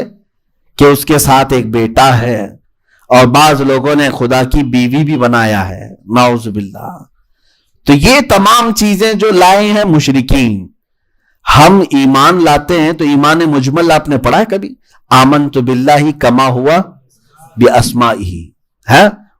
आप यूं ईमान लाते हैं, मैं ईमान लाया अल्लाह पर जैसे कि उसके तमाम अस्माए हुस्ना है, मैं वैसा खुदा मानता हूं। वो अस्माए हुस्ना क्या है? अल्लाह खालिक है, मैं ईमान लाया। अल्लाह राजिक है, मैं ईमान लाया। अल्लाह जब्बार है, मैं ईमान लाया। अल्लाह रज़ाक है, मैं ईमान लाया। अल्लाह सत्तार है, मैं ईमान लाया। उसके जो सिफात हैं उस तरह से खुदा को मानना, यह हकीकी ईमान है। ये नहीं कि दिमाग से गढ़ लिया खुदा ऐसा होगा, खुदा वैसा होगा। जैसे हमारे इलाके के बहुत सारे कुफ्फार और मुशरिकीन बिगड़ गए, उन्होंने अपने अपने दिमागों से खुदा बना लिया है, अपने अपने इलाकों से। हुजूर पाक सल्लल्लाहु तआला अलैहि वसल्लम के जमाने में एक सहाबी हैं, वो हुजूर की बारगाह में अर्ज करते हैं कि या रसूल अल्लाह सल्लल्लाहु अलैहि वसल्लम, अल्लाह ने आपकी बदौलत हमें ईमान से मुशर्रफ फरमाया। मैं अपने जमाने जाहिलियत के 2 वाक़े याद हैं, उनमें से एक वाक़या याद करता हूं तो रोना आता है और एक वाक़या याद करता हूं तो हंसी आती है। हुजूर पाक सल्लल्लाहु अलैहि वसल्लम ने फरमाया वो क्या है? उस सहाबी ने कहा जमाने जाहिलियत में हम बेटी के पैदा होने को ऐब समझते थे, तो जब जब बेटी पैदा होती तो हम ले जा करके उसको जिंदा दफन कर देते। तो एक साहब ने कहा कि उनकी 5 बेटियां दफन कर दी गई। हर बार बेटी होती थी, मार करके कब्र खोद कर दफन कर दिया जाता। आज मैं वो याद करता हूं तो बहुत गम होता है, रोना आता है कि जाहिलियत के जमाने में अपनी ही औलाद को मार डाला, कैसा कठोर दिल था, खत्म कर देते थे। ईमान की बदौलत آپ کی برکت سے اب ہمیں اولاد کا درد محسوس ہوتا ہے, ان کی محبت آ گئی. تو صحابی کہتے وہ غم ہوتا ہے اور رونا آتا ہے. تو پھر پوچھا ہنسی کس بات پر آتی ہے؟ انہوں نے کہا بتاؤں کہ ہمارا حال تو یہ تھا زمانے جاہلیت میں, ہم تو جب سفر پر جاتے تھے تو جس خدا کی ہم عبادت کرتے تھے آٹے کی مورتیاں بنا لیتے تھے. سفر میں جانا ہے تو کیونکہ ہر گھڑی ہم کو پوجا کرنی ہوتی تھی, عبادت کرنی ہوتی. جب گھر پر رہتے تھے تو پورے پتھر کے تھے, وہاں عبادت کر لیتے. سفر میں جانے کے اور آٹے کے کرتے تھے, اور آٹے کے خدا بنا کر سفر میں لے کر چلتے رہتے تھے. بیچ راستے میں کبھی بھوک لگی تو کبھی اس کا ہاتھ توڑ کے کھا لیتے تھے, کبھی پیر توڑ کے کھا لیتے تھے, اور زیادہ شیرنی وغیرہ سب ملا کر کے اس کا سر بنایا جاتا تھا تو سر توڑ کے کھا لیتے تھے. آج مجھے وہ بات یاد کر کے ہنسی آتی ہے کہ ہم اپنے ہی خدا کو توڑ کے کھاتے تھے اور ہمارا خدا کچھ بھی نہیں بولتا تھا. بات تو صحیح ہے وہ صحابی کی. میرے عزیزو, جس کی عبادت کر رہے ہو اس کو توڑ رہے ہو, کھا رہے ہو. اس سے آپ اندازہ کریں عقل کا استعمال کرنے والا خدا, اور جس کی عبادت میں کر رہا ہوں, جس کے سامنے جھک رہا ہوں, اس کے بارے میں اتنا تو احساس رکھے گا کہ وہ مجھ سے طاقتور رہے, مجھ سے زیادہ وہ طاقتور ہونی چاہیے. الحمدللہ یہ ہمارے لیے اعزاز ہے. آپ کو میں ایک, آپ کی نہیں بلکہ پورے مسلمانوں کی ایک خصوصیت بتاؤں. ایک خصوصیت اس قوم کی یہ ہے, الحمدللہ مجھے اس بات پر فخر بھی ہے. دنیا بھر کی کسی مسجد میں جائیں, دوسروں کی عبادت خانے بھی جا کر دیکھ لیں, وہ جس کی عبادت کرتے ہیں, چاہے وہ یہودی ہو عیسائی ہو, وہ بھی کہتے ہیں نراکار خدا نہیں دکھتا, لیکن پھر بھی کسی نہ کسی کی مورتی بنا کر رکھے ہوئے ہیں. عیسائی جو ہے وہاں حضرت مریم کے نام کا ایک پتلا, حضرت عیسیٰ کے نام کا ایک پتلا, اور پھر ایسے بنایا ہے. یہودیوں نے بھی کچھ اپنی اپنی شکلیں بنا رکھی ہیں, اور باقی ہندوؤں کی کتنی شکلیں بنی ہیں وہ تو اندازے سے بھی زیادہ ہے, اندازے سے بھی زیادہ ہے. ساری عبادت خانوں میں کوئی نہ کوئی شکل بنی ہے. پوری دنیا بھر کی مسجدوں میں گھوم کر کے آؤ, کیا کسی مسجد کے محراب میں خدا کی تصویر نظر آئی؟ کسی نے آج تک بنایا؟ یا رسول پاک صلی اللہ تعالی علیہ وسلم کی بنائی؟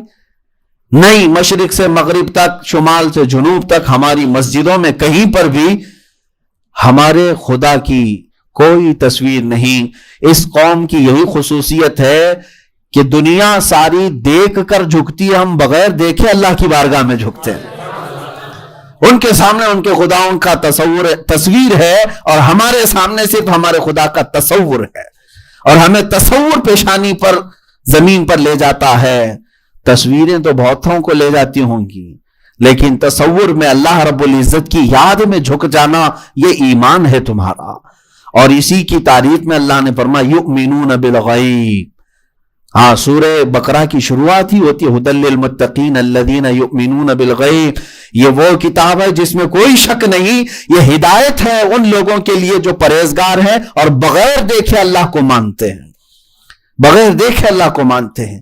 عزیزان گرامی اوقات, میں اسی لفظ پر تشریح کر رہا تھا, آمینو باللہ, ایمان لاؤ کس پر؟ اللہ پر. کیسے ایمان لاؤ گے؟ ان کی طرح سے نہیں جو اپنے اپنے ذہنوں سے بنا لیا خدا ایسا ہے, خدا ویسا ہے. خدا کو اس کی حقیقت کے اعتبار سے جیسے اس کی صفات ہے ویسے تسلیم کرو, تبھی تمہارا ایمان ہے. نہ وہ مجبور ہے, نہ وہ ظالم ہے, نہ وہ کسی عیب کا مرتکب ہے, نہ ہی وہ رشتہ داری رکھتا ہے, نہ ہی وہ زمان و مکان کا کہیں محیط ہے کہ کسی جگہ پر بیٹھا. اب یہ تمام چیزوں کی تشریح میں اور بھی وقت لگ جائے گا. بعض ہم میں سے ہی کچھ لوگ ایسے بھی آئے جنہوں نے, ہم میں سے مطلب بنام مسلمان, ان لوگوں نے اپنی تحقیقات بگاڑی اور عقل کے گھوڑے دوڑائے.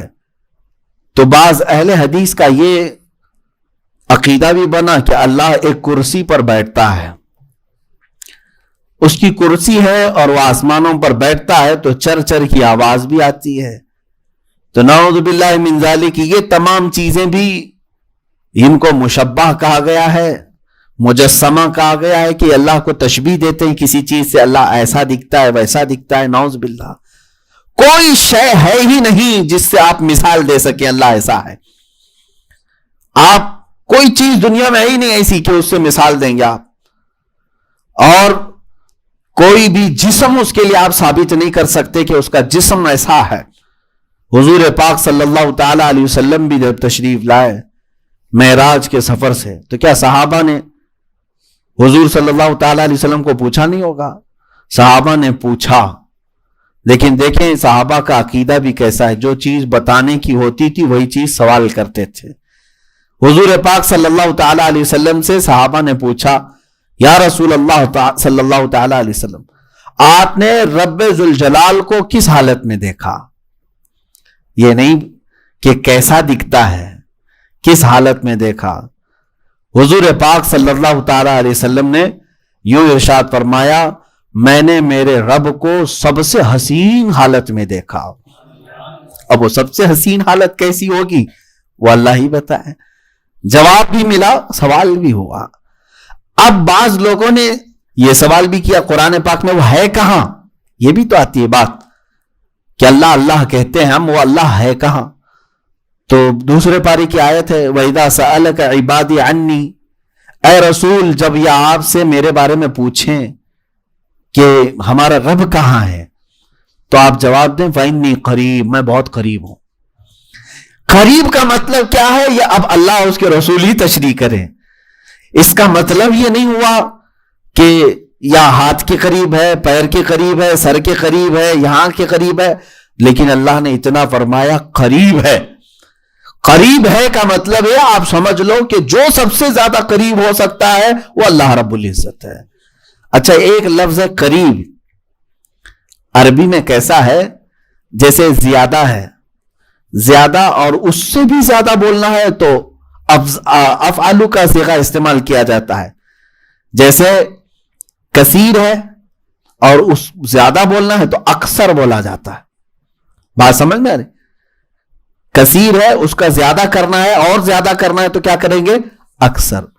تو اب اللہ تعالیٰ نے ایک جگہ فرمایا قریب ہے, میں قریب ہوں آپ کے فرما دیں, اور ایک دوسری جگہ رب تعالیٰ فرماتا ہے نحن اقرب الیہ من حبل الورید. اقرب ایک ہے قریب اور ایک اقرب, بہت زیادہ قریب ہو تو اس کو اقرب کہیں گے. رب تعالیٰ فرماتا ہے میں تو تمہاری شہرگ سے زیادہ قریب ہوں. شہرگ جو انسان کی اگر وہ ایک آن کے لیے رک جائے تو انسان کی زندگی ختم ہے, وہ جتنی قریب ہے تم سے, اللہ فرماتا ہے میں اس سے زیادہ تم سے قریب ہوں. اب اس سے زیادہ قریب ہے تو اب وہ کہاں ہے یہ سب پوچھنے کی ضرورت نہیں ہے, بلکہ اتنا ہے کہ وہ بہت قریب ہے. اللہ قریب ہے, جسم و جسمانیت اور مکان و مکانیت سے پاک ہے. جو لوگ یوں کہتے ہیں اوپر والا جیسا چاہے گا, وہ کیا صرف اوپر والا ہے؟ اس طرح کے الفاظ استعمال نہ کیا جائے. اللہ کو صرف اوپر والا کہنا, اللہ تو زمینوں کا بھی مالک ہے, آسمانوں کا بھی مالک ہے, وہ ہر شے کا مالک ہے. اس کے لیے اس طرح کا لفظ استعمال نہیں کرنا چاہیے. بعض لوگ اس کو میاں کا لفظ استعمال کرتے ہیں, اس کو بھی منع کیا گیا ہے. اللہ تعالیٰ کے لیے وہ الفاظ استعمال کیے جائیں جو اس کی بزرگی کو زیب دیتے ہوں. اللہ تعالیٰ ہے, اللہ پاک ہے, اللہ عز و جل ہے, یہ تمام الفاظ ہیں. بزرگ و برتر خدا, نہایت پاک مولا, یہ تمام الفاظ کے ساتھ اسے پکارا جائے. اب اللہ تبارک و تعالیٰ پر ایمان لانے کا مطلب یہی ہے میرے عزیزوں کہ جیسے اس کی 99 صفات ہیں, آپ پڑھ کر کے دیکھ لینا کبھی اس کی صفات میں کیا کیا ہے. اگر میں وہ بیان کروں تو طویل بات ہو جائے گی. اکثر قرآن پاک کے شروع میں صفات بھی لکھی جاتی تھی,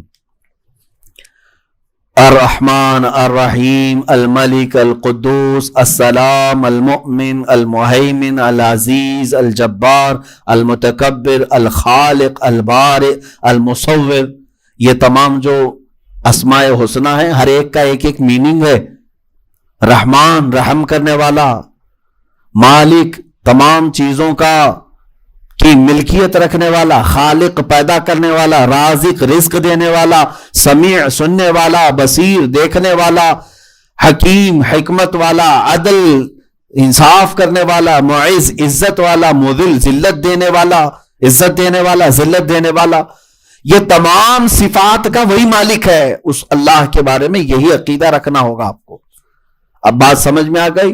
یہودیوں جیسا نہ تسلیم کریں، عیسائیوں جیسا نہ مانیں، اور نہ ہی دوسرے ہندوؤں جیسا کہ وہ اپنے خدا کے لیے کیا کیا مانتے ہیں۔ نعوذ باللہ من ذالک، بعض قومیں ایسی بھی ہیں جنہوں نے اپنے خدا کے لیے جو عقائد رکھے نا، وہ میں بتاؤں تو اپنے خاندان کے لیے بھی آپ برداشت نہیں کریں گے۔ ہاں، کتابوں میں موجود ہے کہ کبھی کبھار، میں اپنی بات نہیں کر رہا ہوں، ان قوموں پر مجھے افسوس ہوتا ہے جو خدا بھی کہتے ہیں، اس کی عبادت بھی کرتے ہیں، اور کہتے ہیں کبھی اس کو فلاں عورت پر پیار آیا تو وہ نیچے اتر آیا اور اس کو بھگا کر لے گیا۔ نعوذ باللہ من ذالک۔ خدا کے بارے میں تم یہ یقین رکھتے ہو؟ وہ کیسا خدا ہے؟ خدا وہ ہو ہی نہیں سکتا۔ یہی تو ابراہیم علیہ الصلوۃ والتسلیم کا مناظرہ ہوا تھا نا، بتوں کی پوجا کرنے والے پورے گاؤں میں تھے، آپ نے بتوں کو ختم کیا، تو پھر آپ کو بلا کر کے طلب کیا گیا یہ سب کس نے کیا؟ تو ابراہیم علیہ السلام نے کیا کہا؟ ان کے بڑے نے کیا ہے۔ وہ اپنی جانب مراد لے رہے تھے اور ایک بڑے بت کو چھوڑا ہوا تھا۔ تو آپ نے فرمایا کہ لوگوں نے کہا ان کے بڑے نے مطلب ان کا جو بڑا خدا ہے، اس نے سارے چھوٹوں کو مار ڈالا کہ میں اکیلا ہی اب راج کروں گا۔ تو ابراہیم علیہ السلام نے کہا کہ اس سے ہی کیوں نہیں پوچھ لیتے؟ ایک تو موجود ہے نا، باقی سب کٹے پیٹے ہیں، ایک تو موجود ہے، ایک بڑا ابھی بھی بچا ہوا ہے، اس سے پوچھ لو، باقی تمہارے چھوٹے گنڈوں کو کس نے مارا ہے؟ تو ابراہیم علیہ السلام کی اس بات پر وہ آگ بگولا ہو گئے، کہنے لگے کیا ہم اس سے بات کریں گے؟ وہ بولے گا، وہ کیسے بتائے گا؟ تب ابراہیم علیہ السلام نے کیا کہا؟ اف لکم، افسوس ہے تم پر، تم ایسی کی عبادت کرتے ہو جو تم کو کچھ نفع بھی نہیں دے سکتا، نقصان بھی نہیں دے سکتا۔ کیسی عبادت کرتے ہو تم؟ ہاں، ہم جس خدا کی عبادت کرتے ہیں وہ زندگی بھی دیتا ہے اور موت بھی دیتا ہے۔ ہاں، میں معذور ہوں تو مجھے صحت بھی وہی دیتا ہے، میں اگر بھوکا ہوں تو مجھے رزق بھی وہی دیتا ہے، ننگا ہوں تو لباس بھی وہی دیتا ہے، میں اس کی زمین پر چلوں تو میری ہواؤں کا انتظام بھی وہی کرتا ہے۔ میں نے اس خدا کو سب سے برتر و بالا مانا ہے، اور الحمدللہ مسلمانوں اپنی قسمت پر قربان جاؤ کہ جس دن تم دنیا میں آئے تھے نا، اس دن پہلے ہی تمہارے کان میں کہا تھا اللہ اکبر، اللہ سب سے بڑا ہے۔ جس نے بھی تمہارے کان میں اذان دی ہوگی، سب سے پہلا جملہ تم کو یہی کہا گیا ہے، اللہ سب سے بڑا ہے، اللہ سب سے بڑا ہے۔ اور جب تم مرو گے تب بھی تمہاری میت پر امام کیا کہے گا؟ اللہ اکبر۔ آئے تھے اس کو ہی بڑا کہتے ہوئے، گئے بھی ہیں تو اس کو ہی بڑا کہتے ہوئے۔ ہم دنیا میں کسی اور بڑے کو نہیں مانتے، میرا اللہ ہی بڑا ہے، میرے پیدائش کے دن بھی اور میری موت کے دن بھی۔ تو یہ زندگیوں میں کسی اڑے بڑے کی بات کیوں؟ پھر ادھر ادھر کا خوف کیوں؟ کسی اور کے سامنے پیشانی کیوں جھکے؟ جب تم دنیا میں آئے تھے اللہ اکبر کہتے ہوئے جانا بھی ہے، اللہ اکبر کہتے ہوئے، تو انشاءاللہ العزیز اس بات پر اگر تم اڑے رہو گے تو پھر بہت سارے بڑے بڑے آپ کے سامنے گڑے ہوئے ہوں گے انشاءاللہ العزیز۔ کیوں؟ اللہ تبارک و تعالیٰ کو جس نے اعلیٰ اکبر کہا، اس کے متعلق ہے لا خوف علیہم ولا ہم یحزنون۔ اب ان پر دنیا کا کوئی خوف نہیں ہوگا اور آخرت میں ان کو کوئی غم بھی نہیں ہوگا۔ اس بات کو لے کر چلے، اللہ پر ایمان لانا ہے۔ اور کیسے؟ وہ اللہ سب سے بڑا ہے۔ توحید پر بھی کبھی بات کرو، اللہ کی وحدانیت پر، وہ اکیلا ہے، وہ یکتا ہے۔ ہاں، اس بارے میں آپ سب کو پتا ہے، وہ اکیلا ہے، کوئی دوسرا اس کے ساتھ شریک نہیں ہو سکتا۔ ہمارا عقیدہ ہے لو کان فیہما آلہۃ الا اللہ لفسدتا، اگر کائنات میں ایک سے زیادہ خدا ہوتے تو فساد ہو جاتا۔ فساد، اگر میں ایک بار اس آیت پر تشریح کر رہا تھا، ایک صاحب نے بڑی دور کی کوڑی لائی اور ہم سے کہا حضرت ابھی بھی تو فساد ہو رہا ہے، فساد تو ہو رہا ہے۔ آپ کہہ رہے ہیں اگر ایک سے زیادہ خدا ہوتا تو زمین میں فساد ہوتا، ابھی فساد ہو رہا ہے، اس کا مطلب ایک سے زیادہ خدا ہے۔ میں نے کہا میرے عزیز تو فساد کا مطلب نہیں سمجھا۔ فساد یہاں پر وہ نہیں ہے جو یہ ریلی میں گھوم گھوم کر فساد کر رہے ہیں، ایک دوسرے کو مار رہے ہیں، یہ فساد مراد نہیں ہے۔ فساد سے مطلب یہ ہے کہ ایک خدا بولے گا میں سورج ادھر سے نکالوں گا، دوسرا کہے گا ادھر سے نکالوں گا، ایک سورج کو دونوں پکڑ کر کھینچیں گے، کیا ہوگا؟ یہ فساد ہے۔ یہ فساد ہے. ایک خدا کہے گا میں ابھی آج بارش برساؤں گا, دوسرا کہے گا نہیں میں دھوپ ڈالوں گا, اور تیسرا کوئی اگر ہوگا تو کہا نہیں ٹھنڈی لاؤں گا. تب تو سارے تینوں کے فیصلوں پہ یہاں کیا ہوگا؟ فساد ہوگا. یہ فساد مراد ہے. ایک خدا کہے اگر ایک سے زیادہ ہو کہ میں چاند کو ابھی چلاؤں گا, دوسرا کہے نہیں میں سورج کو ساتھ میں چلاؤں گا, تیسرا کہے نہیں میں ستارے بھی ساتھ میں لاؤں گا, کیا ہوگا؟ نظام میں فساد ہوگا. اور کوئی خدا کہے گا میں اس کو ابھی نہیں مارتا, اس کو ابھی موت نہیں دوں گا, دوسرا کہتا ہے نہیں اس کو ابھی مرنا چاہیے. اب کیا ہوگا؟ فساد ہوگا. فرشتہ کس کی تعمیل کرے گا؟ ایک نمبر والے کی کہ دو نمبر والے کی؟ اب اگر ایک نمبر والے کی بات مان لیا فرشتہ تو دو نمبر کا عاجز ہو گیا, اور جو عاجز ہوتا ہے وہ خدا نہیں ہو سکتا. یہ فلسفے کے اعتبار سے تفسیر میں سمجھایا بھی گیا ہے. صدر الافاضل رحمۃ اللہ علیہ نے بڑی لمبی بحث اس پر فرمائی ہے. ایک سے زیادہ اگر خدا ہو تو کیا چیز لازم آئے گی؟ ایک کی اگر بات مان لی جائے گی تو دوسرا عاجز ہو جائے گا, اس کی نہیں مانی گئی تو, اور عاجز جو ہو گیا وہ خدا نہیں ہو سکتا. اور دونوں کی مان لی جائے تو فساد ہو جائے گا, اور یہ ممکن نہیں ہے. اس لیے ماننا پڑے گا خدا ایک ہی ہو سکتا ہے, نظام ایک ہی سے چلے گا. اور اسی وجہ سے آج تک کائنات کے نظام میں کبھی کوئی فساد نہیں آیا. کتنے 100 سال گزر گئے ہوں گے, کتنے ہزار سال. سورج اپنے مدار پر برابر نکلتا ہے اور برابر ڈوبتا ہے, چاند اپنی منزلیں برابر طے کر رہا ہے, موسم اپنے اوقات برابر تبدیل کرتے ہوئے آتے ہیں, دنوں کے یہ ہیر پھیر سب چیزیں برابر طریقے سے چل رہی ہیں. زمین پانی پر بچھی ہوئی ہے, اس کے باوجود کبھی بھی ہچکولے کھا کر کے زمین پانی میں اندر نہیں جاتی. آسمان بغیر چھت بغیر ستون کے کھڑا ہے. آپ مجھے ایک 4x4 کا کپڑا ہی صحیح بغیر کسی لکڑی کے ہوا میں قائم کر کے دکھا دو, کیا ممکن ہے؟ چھت تو دور کی بات ہے, کپڑا آپ قائم نہیں کر پائیں گے. اور رب ذوالجلال نے پوری کائنات پر ایک آسمان کی چھت تانی ہے. اور یہ آسمان یہ نہیں ہے جو آپ دیکھ رہے ہیں کہ یہ بادل ہے, یہ ہوا, یہ جو آپ کو نظر آ رہا ہے یہ بادل ہے. آسمان جو حقیقت میں ہے وہ آپ کی نظروں سے بہت اونچا ہے, بہت اوپر ہے. اور آسمان ایک مضبوط چیز کا نام ہے, یہ بادل نہیں جس کو پلین کراس کر کے جاتا ہے. بہت سارے لوگ یہ سمجھتے ہیں یہی آسمان ہے. نہیں میاں, یہ دھواں ہے, یہ بادل ہے. آسمان مضبوط, اتنا مضبوط کہ دنیا کے جو سب سے مضبوط پتھر ہوں گے, زمرد, یاقوت, ان سے بھی زیادہ مضبوط چیزوں سے بنا ہوا آسمان ہے. اور کتنا موٹا ہے یہ اللہ بہتر جانے. اور وہ آسمان کو اللہ نے پوری کائنات پر تان کر رکھا ہے, لیکن پوری دنیا میں ایک بھی پلر نہیں ہے. کہیں ہے یا آسمان کس چیز پہ کھڑا ہے؟ کس چیز پہ کھڑا ہے؟ اللہ نے اس کو قائم رکھا ہے. اللہ لا الہ الا هو الحی القیوم, وہ اللہ ہے جو ہمیشہ سے زندہ اور ہر شے کو قائم کرنے والا ہے. اب ایک اور نفیس بات, عمدہ بات میں آپ کو بتاؤں. جب تک پلر ہیں سلامت, آپ بے خوف ہو کر کے بیٹھے ہوں گے چھت کے نیچے, ہے نا؟ چھت کے نیچے آپ بے خوف ہو کر بیٹھتے ہیں. لیکن آپ کو میں بات بتاؤں, چھت میں اگر دھڑاڑ آنے لگ جائے یا کوئی پلر ہلنے لگ گیا, آواز آنے لگی, کیا یہاں بیٹھے رہیں گے؟ آپ بھاگ کر کے جائیں گے. زلزلے کے وقت بھی چھتیں گرنے لگتی ہیں پلر والی, تو آپ بھاگ کر کے کہاں جا کے پناہ لیتے ہیں؟ آسمان کی. عجیب بات ہے, پلر والی چھت سے ڈر کر کے پناہ لیتے بغیر پلر والی چھت کے پاس, کیونکہ انسان کی بنائی ہوئی چھت کے بارے میں آپ کو یہ عقیدہ ہے کہ کبھی بھی گر سکتی ہے, مولا کی چھت کبھی نہیں گرے گی. یہ اللہ رب العزت ہے جو ہر شے کو قائم کیا ہوا ہے.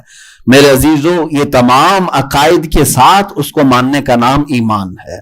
اللہ زمینوں آسمانوں کا مالک, چاند و سورج کا مالک, کائنات کی ہر شے کا مالک, موت و حیات کا مالک, ہمارے رزق اور اسباب کا مالک, ان تمام چیزوں کے ساتھ اسے اللہ ماننا ہوگا. یہودیوں کی طرح نہیں کہ وہ مجبور ہے یا چھٹی پر جاتا ہے سیٹرڈے کو, یا پھر عیسائیوں کی طرح نہیں کہ اس کا بیٹا ہے, اس کی بیٹی ہے, یا پھر مشرکین کی طرح نہیں کہ اس کی بیٹیاں ہیں جو فرشتوں کی شکل میں ہیں. ان کے ہاں گاڈ بھی ہے, گاڈیسی بھی ہے نا؟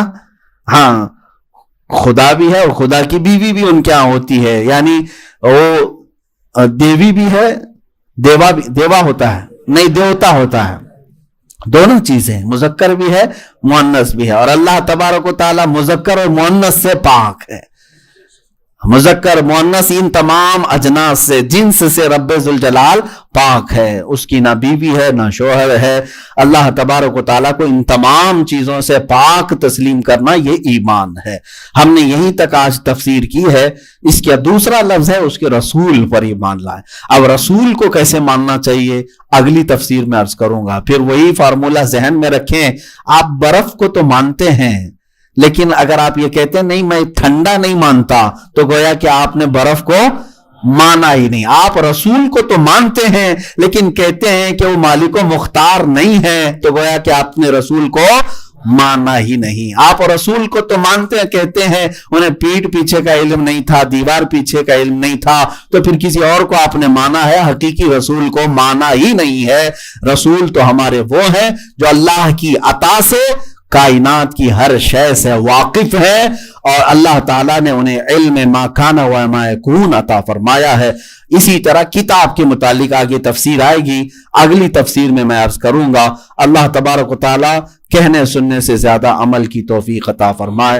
रब्बे जुल जलाल उसकी जात पर जैसा कि उसकी शान है वैसे हमें ईमान रखने की तौफीक अता फरमाए। आखिरी सांस तक मौला तबारक व तआला ईमान की दौलत से सरफराज रखे और हमारी आखिरी सांस, हमारी मौत ईमान की हालत में अता फरमाए। व सल्लल्लाहु तआला अला खैर खल्क़िही मुहम्मद व आलिही व अस्हाबिही अजमईन व आखिर दावाना अनिल हम्दुलिल्लाहि रब्बिल आलमीन।